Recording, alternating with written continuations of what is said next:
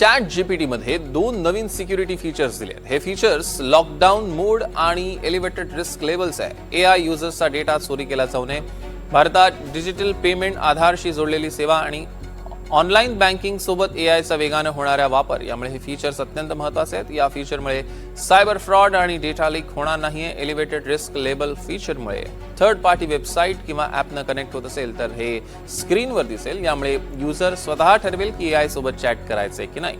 Lockdown मोड हे feature खास पत्रकार, कॉर्पोरेट प्रोफेशनल्स, सरकारी अधिकाऱ्यांकडे असलेल्या संवेदनशील माहितीसाठी आहे।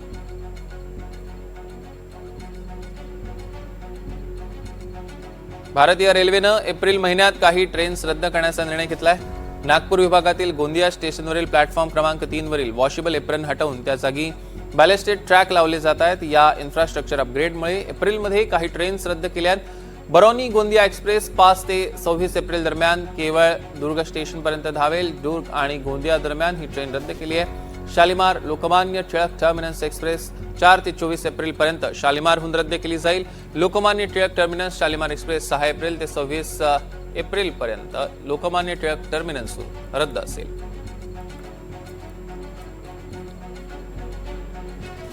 मुंबई महानगर प्रदेश विकास प्राधिकरणाकडून डीएन नगर ते मंडाळे मानखुर्द या मेट्रो 2B मार्गिकेदरम्यान कुर्ला येथील हलाव पुलाच्या यू गर्डरच्या उभारणीत 21 फेब्रुवारी 2026 रोजी पहाटे 4 वाजता 2 यू गर्डर्सचं यशस्वी लॉन्चिंग पूर्ण करण्यात आलं। पूर्व पश्चिम उपनगर जोडणीमुळे यातली वाहतूक सुलभ होणार आहे। मेट्रो 2B चा यात महत्त्वाचा पूर्व पश्चिम मार्गिकेचा समावेश आहे। डीएन नगर, बीकेसी, कुर्ला, चेंबूर आणि मंडाळे या प्रमुख निवासी आणि व्यापारी केंद्रांना जोडणारा हा संपूर्ण मार्ग असणार आहे।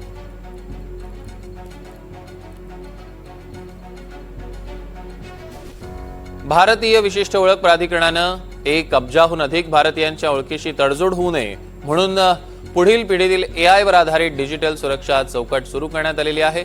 अदृश्य शील्ड नावाचा उपक्रम आधार नोंदणी दरम्यान फिंगरप्रिंट, चेहरा आणि बुबुळ पडताळणीची अचूकता वाढवतो आणि बनावट आयडी तयार होण्यापासून रोखण्यासाठी अपडेट करतो। इलेक्ट्रॉनिक्स आणि आयटी मंत्रालयाने दिलेल्या माहितीनुसार भारताच्या डिजिटल सुरक्षा चौकटीला बळकटी देण्यासाठी UIDAI सुरू केलेली ही प्रणाली एआय सक्षम आहे, जी क्षणार्धात लाखोंची गणना करण्यासाठी प्रवेगक संगणनाचा वापर करते।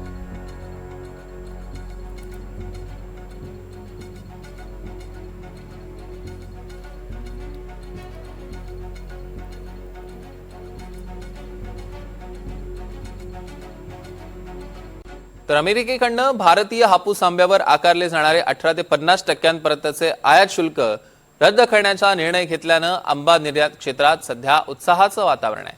निर्यातदारांच्या अंदाजानुसार यंदा हंगामात दररोज सुमारे 5000 पेट्या आणि एकूण 10,000 टनांपर्यंत आंबा परदेशात पाठवला जाऊ शकतो। यामुळे निर्यात वाढून शेतकऱ्यांना चांगला दर मिळण्याची शक्यता आहे। शुल्क माफीमुळे भारतीय हापूस अमेरिकन बाजारात स्पर्धात्मक दरात उपलब्ध होईल।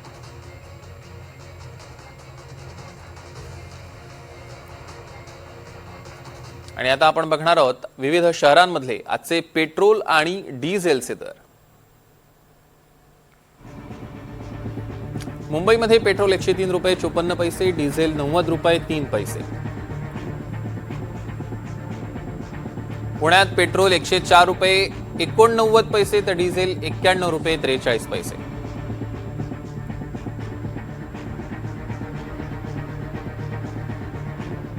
नाशिकमध्ये आज पेट्रोलचा दर आहे 104 रुपये 26 पैसे तर डिझेल 91 रुपये 7 पैसे।